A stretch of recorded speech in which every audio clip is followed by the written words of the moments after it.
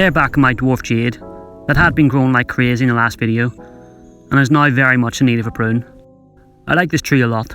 It's very easy to care for and it's an extremely aggressive grower. So I started the year by pruning it back pretty hard.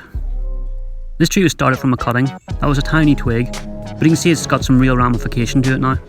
Even here, when it's being pushed back hard, you can still see there's plenty of branches. It's not there yet, it's still got a long way to go, but it's developing pretty quickly.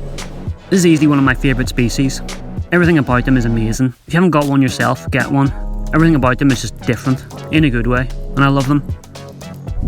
Anyway, in March, it was time to repot it. If you haven't noticed, it's in a small pot, and it's an aggressive grower, so it runs out of space pretty quickly. I'm repotting this tree yearly at the minute, and it still has the energy to grow like crazy.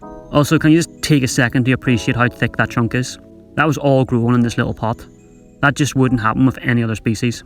Anyway, I just did the usual thing of raking the top layer of soil out to try and loosen the tree from the pot. It's grown in pretty much 90% motor clay, then a tiny bit of perlite and a little bit of compost. It's basically a very, very loose mix. But there's so many roots in here now, it's just a solid block. After a while, I managed to pull it out. And like I said, it's a solid block, but it's healthy, so that's all good.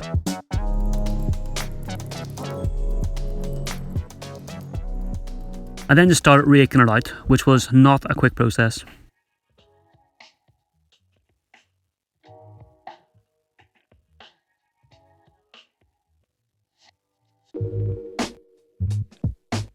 There's a layer of mesh that was at the bottom of the pot. It always feels good to peel that away.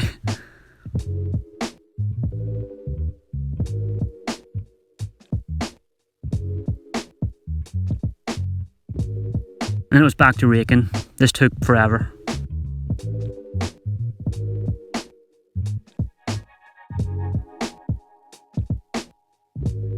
But eventually I was left with this. And while the roots look great, just look at that trunk and how much it's flared out. It's absolutely perfect at the base. The fact this is growing like this in a tiny pot is just mind blowing to me. This isn't a real tree though, it's a succulent.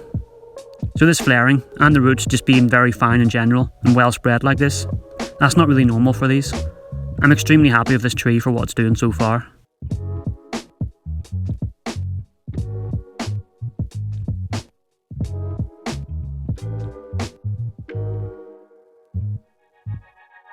So the roots are a bit long here, so I took them back and was left with this.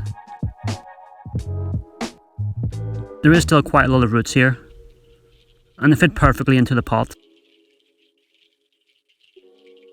It probably does need something a little bigger, but I'm stuck with this pot for now, so it'll just have to do.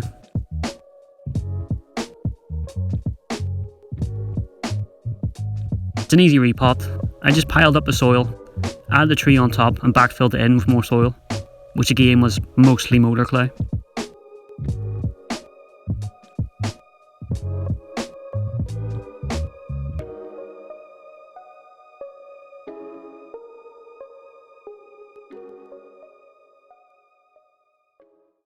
Here it is in April, where I'm very delicately turning it around.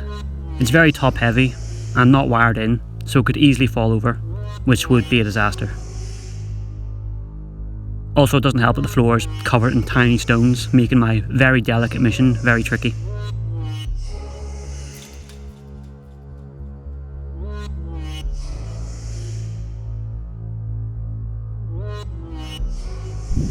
You can see in May it started to put on some good growth, which is always a good sign.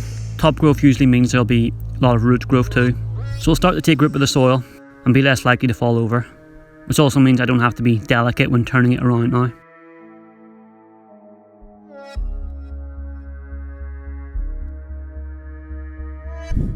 In June it's bounced back and is growing strongly. It might not look like it, but it's actually ready for a trim. A lot of the growth is tight and compact, but that's perfect. It means we'll end up with very densely packed foliage, and it will help it look like a more miniature tree in the long run.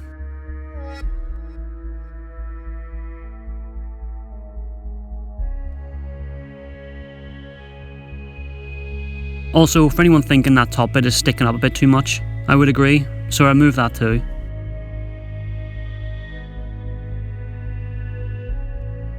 And here it is after. I think you'll all agree it's better with that section removed.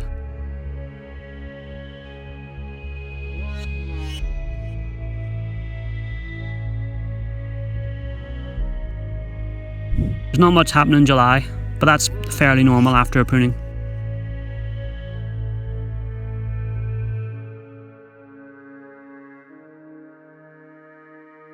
But it doesn't take long for it to get going again. You can see here in August there are quite a few elongated shoots. This tree really is just starting to fill in nicely. But of course I cut it back. It can get too out of control too quickly if it's just left alone.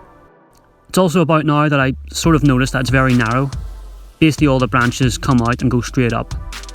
So I think I need to pull some of them down and get this tree to spread out a little bit. I think that's really going to take it to the next level.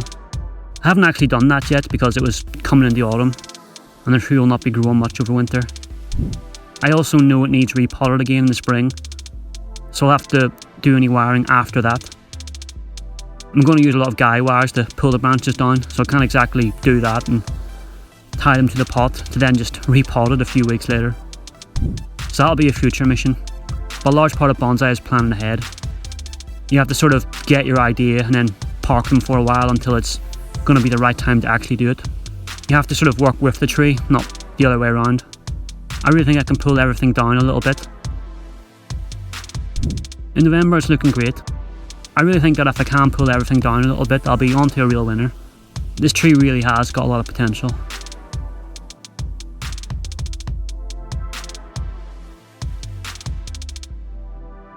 There's not much happening in December. The grow light is barely on at the minute, so nothing's really growing.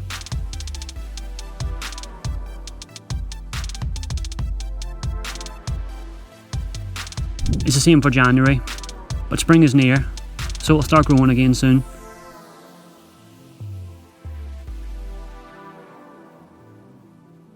And if I show it from above, you can see what I mean about it being narrow and where it could do it being spread out a little bit. So that will hopefully be happening in the next video on this tree.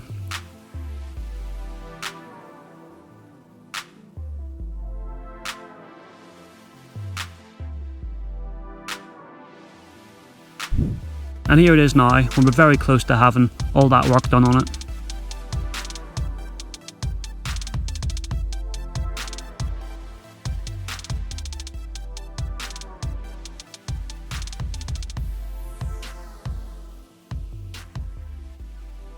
Thanks for watching, see you next time.